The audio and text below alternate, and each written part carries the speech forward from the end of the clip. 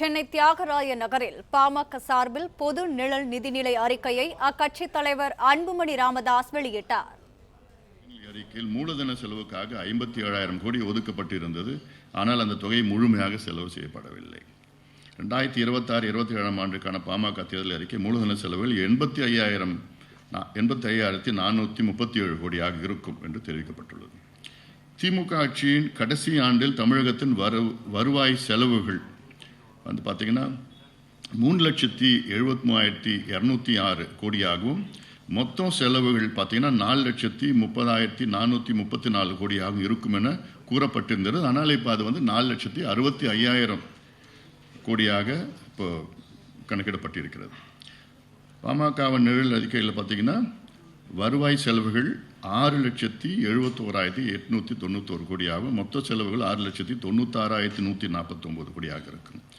2025-26 ஆண்டில் நிதி பற்றாக்குறை 1,06,963 கோடியாக இருக்கும் என கணிக்கப்பட்டிருந்த நிலையில் அது 1,30,000 கோடியை தாண்டும் என தெரிகிறது.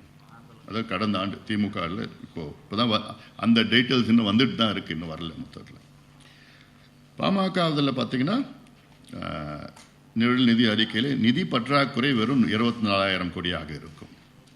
இது வந்து டிஃப்ரென்ஸ் பிட்வீன் டிஎம்கேவும் நம்மளுக்கும்.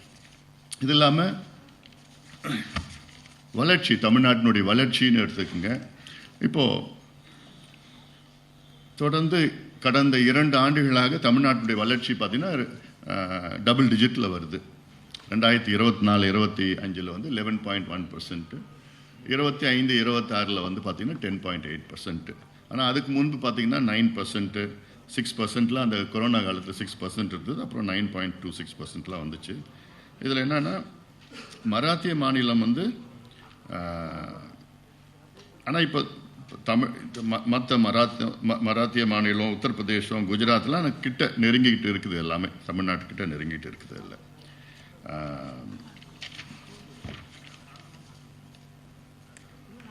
இதில் என்னன்னா ஒரு மாநிலத்தினுடைய GSDP, cross state domestic produce, மொத்தம் உற்பத்தி, மொத்தத்தில் ஒரு மாநிலத்தின் உற்பத்தியில் பார்த்தீங்கன்னா மராத்தியம் பார்த்தீங்கன்னா கிட்டத்தட்ட 49,394 கோடி, அதாவது 49 லட்சம் கோடி அப்ராக்சிமேட்டாக.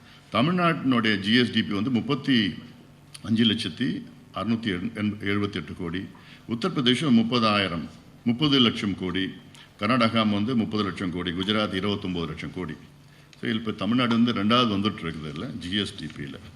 இது ஏன் ஜிஎஸ்டிபி சொல்கிறேன்னா, நான் கல்வியில், சுகாதாரத்தில் அதில் வந்து குறைஞ்சதும் 6% ஜிஎஸ்டிபியில் நம்ம கல்விக்கு ஒதுக்கீடு செய்யணும், சுகாதாரத்துக்கு 3% செய்யணும். ஆனால் செய்யலை. அடுத்தது இப்போ இந்த எக்கனாமிக் ஸ்டாட்டிஸ்டிக்ஸ்லாம் இப்போ நான் சொல்லியிருக்கிறேன். அடுத்தது என்னென்ன திட்டங்கள் எங்கள் பட்ஜெட்டில் வந்து நாங்கள் திட்டங்கள் வந்து இப்போ அறிவிப்பு. செப்டம்பர் 17 முதல் சமூக நீதி சர்வே நடத்தப்படும்.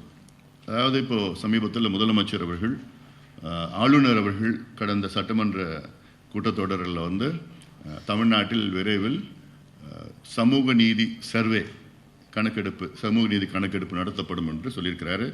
அது இப்போ எங்கள் பட்ஜெட்டில் வந்து வருகின்ற செப்டம்பர் 17 தொடங்கப்படும்.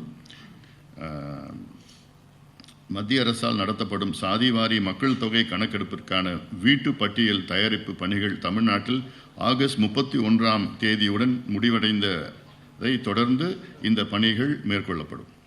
சமூக நீதி சர்வே கிடைக்கும் தரவுகள் அடிப்படையில் இடஒதுக்கீடு அதிகரிப்பு, வறுமை ஒழிப்புக்கான சிறப்பு வாழ்வாதார திட்டங்கள் உள்ளிட்டவை செயல்படுத்தப்படும். சமூக நீதி சர்வே மேற்கொள்வதற்காக பிற்படுத்தப்பட்டோர் ஆணையத்திற்கு 500 கோடி கூடுதல் நிதி ஒதுக்கப்படும்.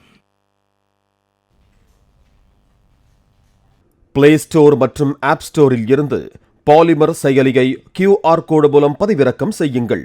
செய்திகளை உடனுக்குடன் பெறுங்கள்.